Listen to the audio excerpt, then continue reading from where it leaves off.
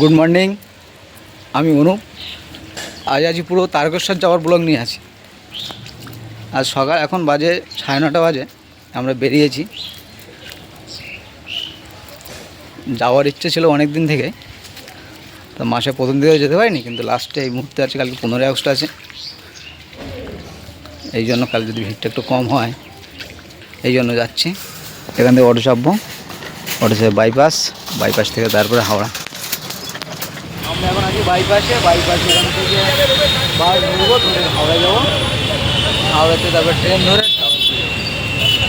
শ্যাওড়াপুর থেকে জল নিয়ে তারপর বলতে বলতে আমরা হাওড়ার ব্রিজের উপরে চলে এসেছি। এখান থেকে বাসে করে নামবো। আবার বাস থেকে নেমে তারপরে টিকিট কাটতে হবে ট্রেনে যাওয়ার উদ্দেশ্যে। মোটামুটি ফাঁকাই ছিল সেদিন, একটু ভিড় ছিল না। স্টেশনে অনেক সময় দাঁড়িয়েছিলাম ট্রেনের জন্য। হঠাৎ থেকে একজন লোক এলো, এসে ডাস্টবিন থেকে কে খুঁজে টুজে পেলো না কিছু খাবার, চলে গেল।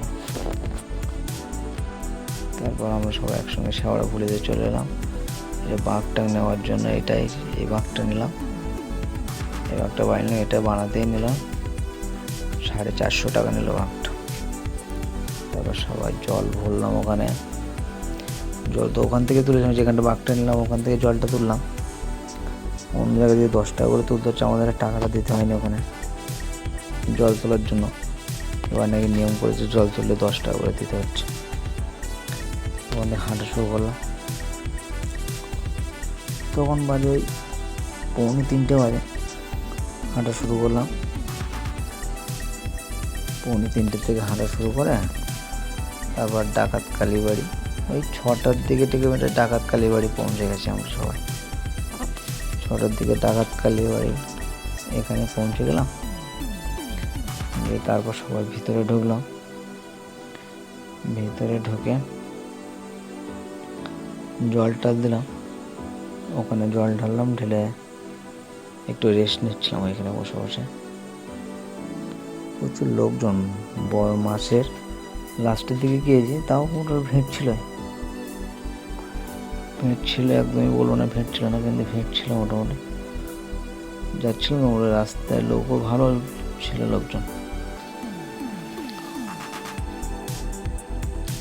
এই যেখানে সবাই জল দিয়ে একটু রেস্ট নিচ্ছে বাঘগুলো রেখে। কারণ এই যে শ্যাওড়াফুলি থেকে ডাকাত কালীবাড়ি পর্যন্ত এই ডিস্টেন্সটা অনেকটা বেশি, এই জন্য সবাই এখানে অনেকটা টাইম রেস্ট নিয়ে তারপরে আমরা ওখান থেকে বেরোলাম। বেরিয়ে যে সিঙ্গুর যে ব্রিজটা আছে, ব্রিজের এখান থেকে যাচ্ছি। তখন মোটামুটি 8টা, 8:30 বাজে, 8টায় হয়তো বাজবে, 8:30 বাজে। তো ওখান থেকে পৌঁছে গেলাম আমরা কাশী বিশ্বনাথ। তখন বাজে 10টা, 10:30 বাজে। তখন তো ভালোই লোকজন ছিল ওখানে, দেখলাম সবাই যে যার মতো রেস্ট নিচ্ছে। আমি একটু এদিক ওদিক ঘুরে দেখছিলাম। একবার গেছিলাম, কিন্তু তখন একে ঘুরে দেখা হয়নি। কেউ তো এখানে বসে আছে সারা রাত জায়গায়, যাওয়ার সময় যদি কিছু দিয়ে যায় তার জন্য বসে আছে। সবাই চায় এই মাসটা মোটামুটি ইনকাম করা করবে। সবাই সারি সব বাঘগুলো রেখে দিয়েছে। একটা ভাবার যায় যে বাঘগুলো কেউ কারো বাঘকে হাতও দেয় না, কেউ কারো বাঘ রেখে ওখানে রেস্ট নিচ্ছে, কত সময় রেস্ট নিচ্ছে। কেউ কারো বাঘ নিচ্ছে না, ওইভাবে চলে যাচ্ছে, যে যারটা নিচ্ছে চলে যাচ্ছে।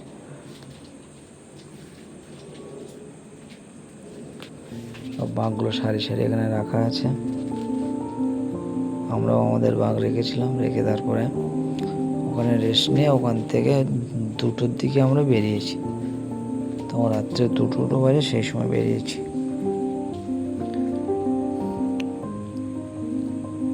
চারিদিকে সুন্দর পরিবেশটা, কাশী বিশ্বনাথ মন্দিরের ওখানটা পরিবেশটা এই লোকনাথ বলুন, ডাকাতকালী বাড়ি বলুন, অন্য অন্য জায়গার চেয়ে কাশী বিশ্বনাথ মন্দিরটা সত্যি খুব সুন্দর জায়গা। তারপর আমরা ঘুরে টুরে একটু জল দিলাম ওখানে কাশী বিশ্বনাথ মন্দিরে।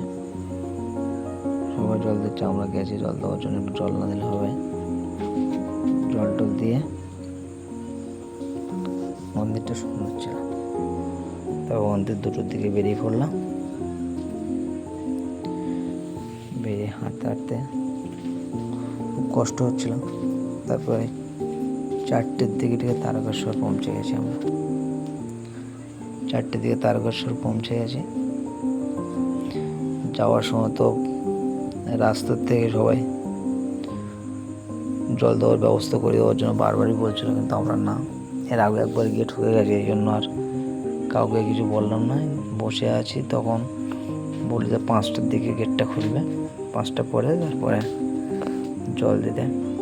আমি তো বারবারই আসছিল যে চলুন বাঘটা রাখবেন, রেখে তারপরে জল দেবেন ওখান থেকে। এর আগের বার গিয়ে আমাদের টাকা নিয়েছিল, আল্লাহ জলও আর দেওয়া হয়নি।